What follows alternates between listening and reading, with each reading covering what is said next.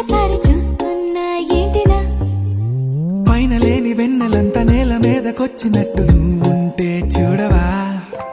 మంచువాన నన్ను ముంచనంట వాన విల్లు మీద ఇల్లు కట్టినెవ్వరంట ఈ లోకమంతా నిన్ను చూసినంట ఏ దిష్టి నిన్ను తాకకుండా ఇంటిలోన దాచుకుంటా రంగు రంగు